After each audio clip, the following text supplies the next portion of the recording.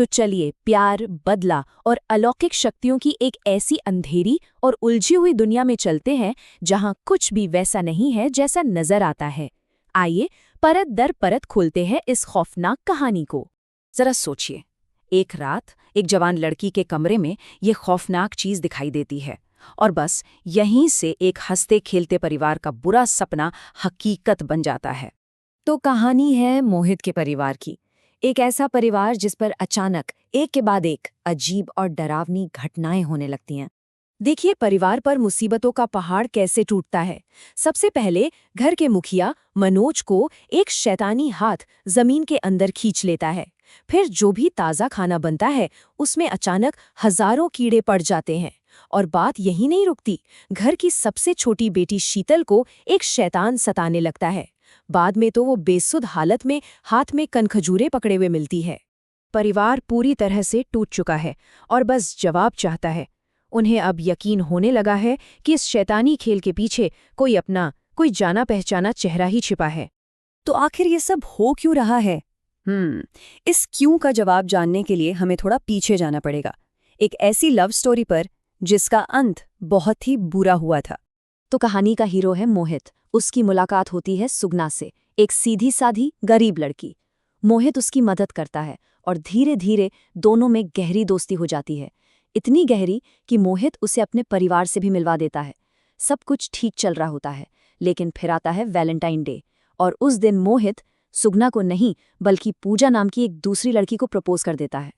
और बस मोहित के इस धोखे के बाद सुगना उसे एक धमकी देती है, तुमको पाने के लिए मैं कुछ भी कर सकती हूँ। और यही धमकी उसे इस पूरे खेल का सबसे बड़ा सस्पेक्ट बना देती है। जब कुछ समझ नहीं आता, सारे रास्ते बंद हो जाते हैं, तो हार कर परिवार एक तांत्रिक के पास पहुंचता है।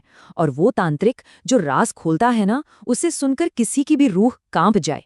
तांत्रिक बताता है कि परिवार पर जो हमला कर रहा है वो कोई आम भूत प्रेत नहीं है, वो है इब्लीस, शैतानों का सरदार। एक ऐसी शैतानी ताकत जिसे मारा नहीं जा सकता, सिर्फ उसकी दिशा बदली जा सकती है। और सबसे डरावनी बात, उसे किसी ने जानबूझकर इस परिवार के पीछे लगाया है। तो सवाल है, इब्लीस को बुलाया कैसे गया? तांत्रिक बताता है गुड्डी क्रिया से, मतलब गुड़िया का जादू। किसी ने एक गुड़िया पर परिवार के लोगों का नाम लेकर उसे अभिमंत्रित किया है, उसे शापित किया है।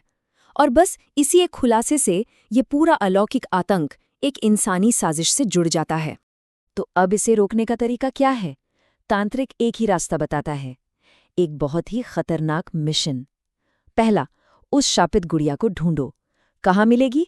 पीपल के पेड़ों के नीचे। गुड़िया के दोनों हिस्सों को ढूंढना होगा और फिर उसे घर के अंदर लाकर पूरी तरह जला देना होगा। बस यही एक तरीका है। तो अब मोहित के पास वक्त बहुत कम है। उसे किसी भी हाल में उस शापित गुड़िया को ढूंढना है और इस शैतान को भगाने की रस्म पूरी करनी है।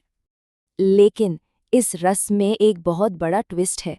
तांत्रिक बताता है कि गुड़िया जलाने से इब्लीस मरेगा नहीं, बल्कि वो सीधा उसी के पास वापस जाएगा जिसने उसे बुलाया था। क्यों? उसकी आत्मा लेने। मतलब ये रस्म सिर्फ बचाव नहीं है, ये उस शैतान की ताकत को उसी के मालिक पर पलटने का एक जरिया है। तो मोहित और तांत्रिक गुड़िया लेकर जैसे ही घर लौटते हैं, अंदर का मंजर देखकर उनके होश उड़ जाते हैं।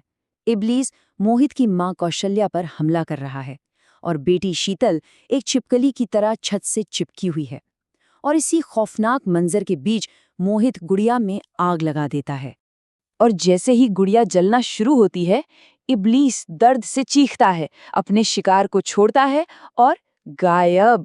परिवार आखिरकार सुरक्षित है, मतलब खौफ का खेल खत्म हो चुका है। या शायद अभी नहीं।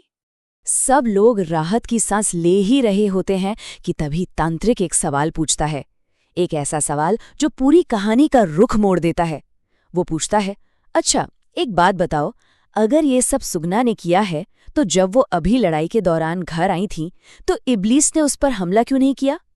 चलिए अब पर्दा उठाते हैं उस सबसे बड़े राज से जो पूरी कहानी को पलट कर रख देगा। असली गुनहगार कौन है, ये किसी के बताने से पता नहीं चलता, बल्कि सब अपनी आंखों से देखते हैं। रस्म खत्म होने के ठीक बाद परिवार सदमे में देखता है कि इब्लीस हमेशा के लिए गायब होने से ठीक पहले पूजा के घर से निकल रहा है। तो पूरा खेल अब साफ हो चुका था। सबको लग रहा था कि ये सुगना का बदला है, लेकिन असली मकसद तो पूजा का था। वो मोहित के पूरे परिवार को खत्म करना चाहती थी। क्यों? ताकि मोहित का गांव से कोई रिश्ता ही ना बचे और वो मजबूर होकर उसके साथ शहर चला जाए। मतलब जो एक जुनून का खेल लग रहा था, वो असल में एक बहुत ही सोची समझी, ठंडे दिमाग से की गई साजिश थी। सच सामने आने के बाद मोहित को अपनी गलती का एहसास होता है। वो बेकसूर सुगना से माफी मांगता है और आखिरकार अपने प्यार का इजहार भी करता है।